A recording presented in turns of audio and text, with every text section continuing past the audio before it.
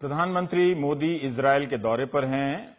मोदी और नेतन्याहू ने आतंकी चुनौतियों पर चर्चा की दूसरे दिन और लड़ने का इरादा फिर से दोहराया। इसके अलावा खेती, पानी, स्वास्थ्य को लेकर खूब चर्चाएं हुई और समझौते भी हुए। प्रधानमंत्री मोदी के स्वागत में नेतन्याहू ने हिंदी में भी ट्वीट किया है। इजरायल के राष्ट्रपति ने प्रोटोकॉल तोड़कर उनसे मुलाकात की है। नेतन्याहू की यह पंक्ति ज्यादा दिलचस्प है कि हम आपका 70 वर्षों से इंतजार कर रहे थे।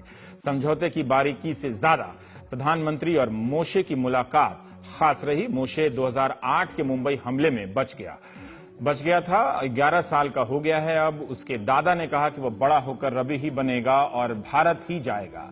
प्रधानमंत्री मोदी ने कहा कि तुम कभी भी भारत आ जा सकते हो। मोशे ने प्रधानमंत्री के लिए एक संदेश पढ़ा, dear mister Modi, I love you. Moshe 2 साल का था जब मुंबई के यहूदी पूजा घर में हमला हुआ। उसके माता पिता की हत्या कर दी गई थी। इसके अलावा एक और खास कार्यक्रम रहा प्रधानमंत्री का। वो इजरायल के होलोकॉस्ट मेमोरियल में भी गए। यह भी एक सामान्य घटना नहीं है। इस घटना का भी अलग तरीके से पाठ किया जाना चाहिए, किया जाता रहेगा।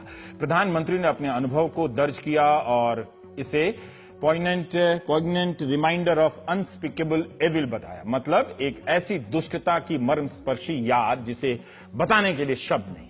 प्रधानमंत्री मोदी ने मेमोरियल की गेस्ट बुक में लिखा है कि मैं वाशिम होलोकॉस्ट मेमोरियल म्यूजियम के दौरे से अंदर तक प्रभावित हुआ हूं। ये पीढ़ियों पहले किए गए एक अकथनीय पाप की मार्मिक याद दिलाता है। ऐसे दौर में जब हम हिंसा, नफरत, असहिष्णुता और आतंक का सामना कर रहे हैं, ये मेमोरियल यहूदी लोगों के साहस, धैर्य और सहन शक्ति का परिचायक है। याद वैशम दुनिया भर के समाजों के लिए एक आईना है। हमें पूर्व में हुए अन्याय और मानवता पर इसके खौफनाक असर को नहीं भूलना चाहिए। हमें अपने बच्चों को इस काबिल बनाना चाहिए कि वो अपने भविष्य के लिए उचित, दयापूर्ण और न्याय संगत चुनाव कर सकें। यहां पर यहूदियों के सामूहिक नरसंहार के पीड़ितों की यादों को सहेज कर रखा गया है। नरसंहार में मारे गए 30 लाख लोगों के नाम यहां पर जमा हैं और दर्ज हैं। भारत भर के रेलवे स्टेशन पर बिकने वाली हिटलर की आत्मकथा और जीवनी पढ़ने वाले पाठकों को प्रधानमंत्री की इस बात पर गौर करना चाहिए। होलोकॉस्ट वो खतरनाक याद है जिसे हिटलर ने अपने प्रोपेगेंडा मिनिस्टर गोएबल्स और सेना के साथ मिलकर 60 लाख यहूदियों को मारा था, जिसके तहत वॉशिंगटन में ही एक ऐसे मेमोरियल को मैंने देखा और चाहता हूं कि आप भी उस दौर की हिंसा को समझें, जानें। जब कभी बर्लिन, बुडापेस्ट, पेरिस, वॉशिंगटन जाएं तो होलोकॉस्ट मेमोरियल जरूर जाएं। प्रवेश करते ही मुझे एक किताब दी गई। ये किताब इसलिए दी जाती है कि आप इसे अपने साथ ले जाएं और किसी और को भी दें या सुनाएं ताकि वो पढ़े और दुनिया में हर वक्त कोई ना कोई हिटलर की यातना के बारे में जानता रहे। इस किताब में एक व्यक्ति मेंडल फलमैन ने अपनी कहानी बताई है जो हिटलर की हिंसा का शिकार हुआ, फरार हुआ, उसकी प्रेमिका के साथ बलात्कार हुआ और दोनों को साइबेरिया से लेकर क्रीमिया तक में जाकर काम करना पड़ा था। मैं अपने परिवार के कारोबार में हाथ बटाने लगा। 18 साल की उम्र में यहूदी लड़की फ्रीडा ऑल्टमैन से मुझे प्यार हुआ और जल्दी ही हमारी सगाई हो गई। 1 सितंबर 1939 को जर्मनी ने पोलैंड पर हमला किया और 20 सितंबर को जर्मन सेना हमारे शहर में घुस गई। नवंबर में फ्रीडा और उसके परिवार के साथ भागकर मैं सोवियत रूस के कब्जे वाले पोलैंड के शहर ब्यालिस्टोक चला गया। वहां फ्रीडा से मेरी शादी हुई। जनवरी 1940 में रूसियों ने कई अन्य यहूदी शरणार्थियों के साथ हमें काम करने के लिए पूर्व की ओर साइबेरिया भेज दिया। मुझे यूराल के पहाड़ों पर पेड़ काटने का काम दिया गया। इसके बाद मुझे और फ्रीडा को एक खेत में काम करने के लिए क्रीमिया भेजा गया। यहां मैंने एक ट्रैक्टर ड्राइवर का काम किया। जून 1941 में जर्मनी ने सोवियत रूस पर हमला कर दिया और सितंबर तक उनकी फौज क्रीमिया पहुंच गई। यहूदियों पर नाजियों के अत्याचार को समझ रहे रूसियों ने यहूदियों को काकेकश की तरफ भेज दिया। पहले अजरबैजान, फिर आर्मेनिया। 1944 में जर्मन फौज पीछे हटी तो हमारे परिवार को फिर क्रीमिया भेज दिया गया। युद्ध के बाद हमारा परिवार पोलैंड वापस लौटा और 1949 में हम अमेरिका चले गए।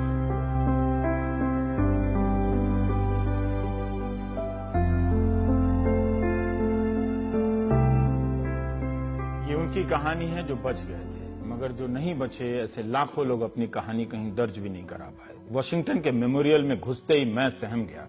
आसपास लोग चल रहे थे, उनके सिसकने की आवाज आ रही थी। वो हिटलर की यातनाओं को देख नहीं रहे थे, बल्कि उससे गुजर रहे थे। अपने पुरखों की आत्मा की शांति के लिए रो रहे थे।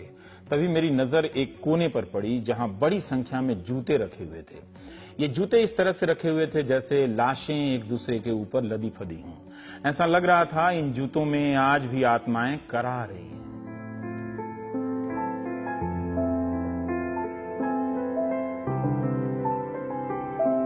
हम जूते हैं, हम आखिरी चश्मदीद हैं, हम नाती पोतों के जूते हैं, हम दादा दादी के जूते हैं, प्राग, पेरिस और एम्स्टर्डम से।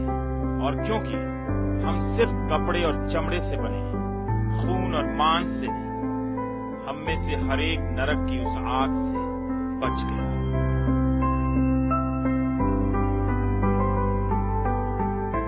ये उनके जूते हैं जो नहीं बच सके, मगर जूते बच गए। मैंने अपने मोबाइल में इसी दिन के लिए तस्वीर बचाकर रखी थी 1 साल से, कि कभी तो मौका आएगा कि आपको बताने दिखाने का।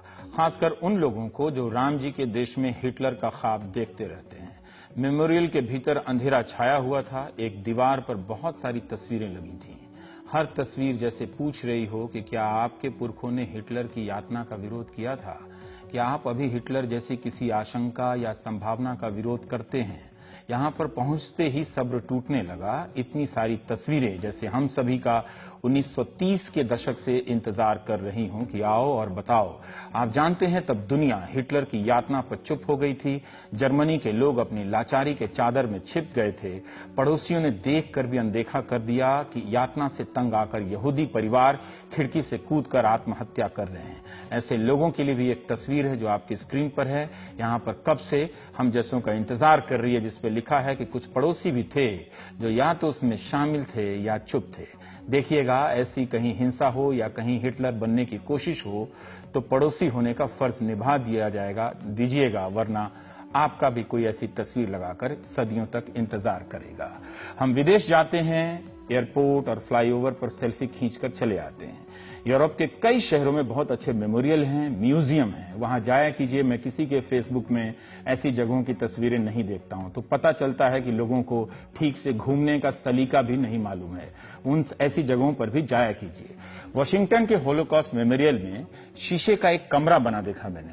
उसमें पार्क की तरह बेंच लगी हुई थी और कमरे में मरने से पहले यहूदी जो बच गए थे, यहूदी परिवारों की उस वक्त की दास्तानें रिकॉर्ड की गई थी और उनका ऑडियो बजाया जा रहा था। और उन बेंच पर बैठकर लोग चुपचाप शांति से उन अनुभवों को सुन रहे थे और रोए जा रहे थे। इसलिए होलोकॉस्ट मेमोरियल कोई तीर्थ नहीं है, बल्कि वाकई हमारे मनुष्य बने रहने की परीक्षा का केंद्र है।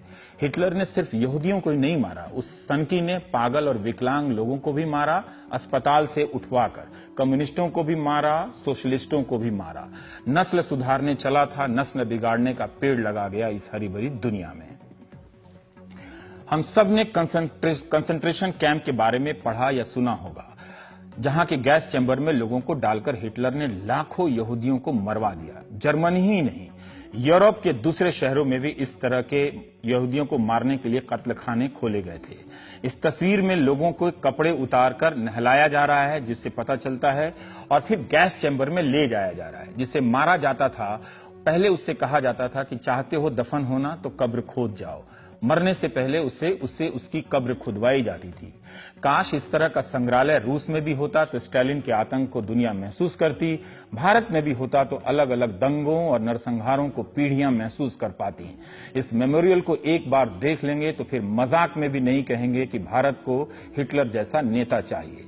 इसलिए हिटलर की आहट जहां भी देखिए सतर्क हो जाइए। वो एक बुरा सपना था और बुरा सपना है।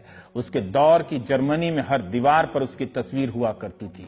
ऐसा सनकी नेता था कि हर तरफ अपनी तस्वीरें देखा करता था, जैसे वही एक दुनिया का उद्धारक हो। जिन लोगों को किसी डिक्टेटर का इंतजार रहता है या जो तानाशाह का मतलब नहीं समझते हैं, उनके लिए इसी मेमोरियल से लाई एक कविता पेश कर रहा हूं, जो कभी हिटलर का ही समर्थक हुआ करता था। सुनिए। पहले वो समाजवादियों के लिए आए और मैं नहीं बोला, क्योंकि मैं समाजवादी नहीं था। फिर वो मजदूर यूनियन वालों के लिए आए और मैं नहीं बोला, क्योंकि मैं मजदूर यूनियन का नहीं था। फिर वो यहूदियों के लिए आए और मैं नहीं बोला, क्योंकि मैं यहूदी नहीं था। फिर वो मेरे लिए आए और तब मेरे लिए बोलने वाला कोई बचा नहीं था। प्रधानमंत्री मोदी का शुक्रिया कि उन्होंने अपनी इस यात्रा से होलोकॉस्ट के बारे में बताने का मौका दिया। होलोकॉस्ट शब्द ग्रीक शब्द होलोस और कॉस्टोस से मिलकर बना है। होलोस का अर्थ होता है संपूर्ण, पूरा, और कॉस्टोस का अर्थ है जलाना। 60 लाख लोगों के जलाने, मारने के बदले इस्तेमाल होने वाला एक शब्द है। कई बार हम दंगा मतलब सिर्फ दंगा समझते हैं। होलोकॉस्ट मतलब सिर्फ होलोकॉस्ट नहीं होता है। 1933 से लेकर 1939, 9-10 नवंबर 1939 का जर्मनी बेहद खतरनाक दौर से गुजरा। दुनिया के लिए दुआ कीजिए कि फिर कोई हिटलर ना आए। आपका कोई दोस्त मजाक में भी हिटलर की कल्पना करता है, डिक्टेटर का आह्वान करता है, उसे कहिए कि वो पागल होने वाला है। अब ब्रेक लेते हैं, नौकरियों की बात करेंगे।